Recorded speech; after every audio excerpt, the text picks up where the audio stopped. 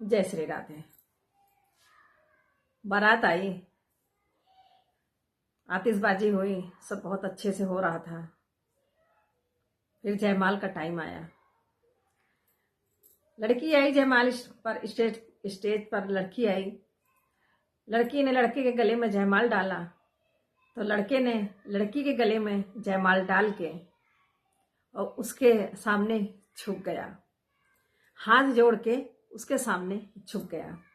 ऐसा करते ही जितने बाराती घराती जितने भी थे सब हंसने लगे। कहने लगा देखो साला ये क्या कर रहा, अभी से ही गुलाम बन गया।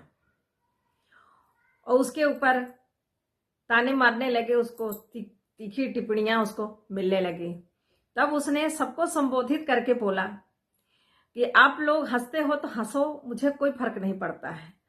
मैं इसके सामने इसलिए झुका हूं क्योंकि ये अपना सब कुछ छोड़ के, अपना मायका, माँ बाप, भाई बहन सबको छोड़ के ये मेरे घर जाएगी, मेरे माँ बाप की सेवा करेगी और हमारे घर का ये मान बढ़ाएगी।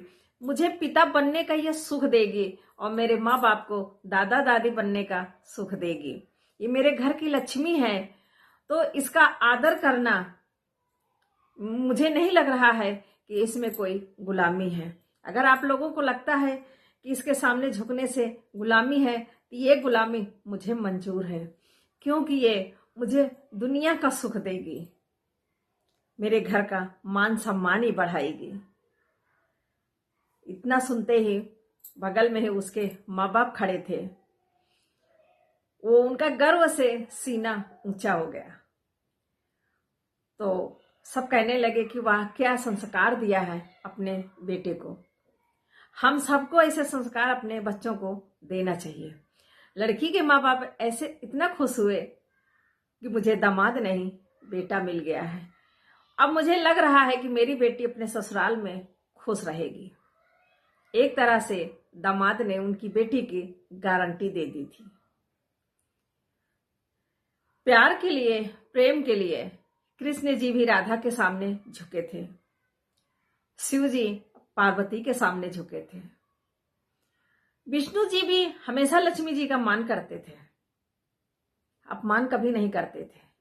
क्योंकि जिस घर में लक्ष्मी का मान नहीं होता है, बीवी का मान, बहू का मान नहीं होता, उस घर में लक्ष्मी का प्रवेश नहीं होता है। यह 100% सही है कि जिस घर में झगड़े होते हैं, बीवी सताई जाती है, बहू को परेशान किया जाता है, उस घर में हमेशा धना भाव रहता है। उस घर में कलह, बीमारियां हमेशा बनी रहती है।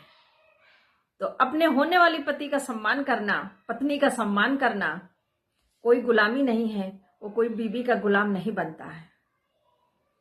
हमें अपने बच्चों को, अपने लड़कों को ये संस्कार जरूर देना चाहिए। और बेटियों को भी चाहिए कि अगर आपका पति आपके सामने झुक रहा है, आपका सम्मान कर रहा है, तो आप भी उसका सम्मान करिए, उसके घर का सम्मान करिए।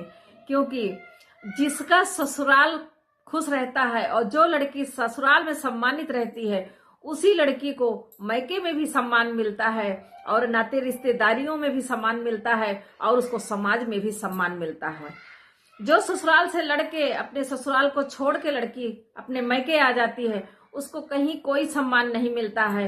मौका मिलने पर माँ बाप, भाई भौजाई भी उसको ताना देने से पीछे नहीं हटते हैं। जो बहुत सगे होते हैं, बहुत जो खास बनते हैं, वो भी अपना पीछा छुड़ाने लगते हैं ऐसी लड़कियों से।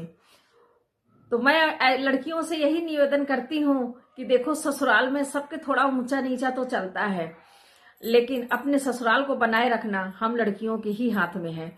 एक पुरानी कहावत कही गई है कि ससुराल की आधी रोटी में लड़की सुखी रहेगी, लेकिन मायके के पूरी रोटी में बिल्कुल सुखी नहीं रहेगी।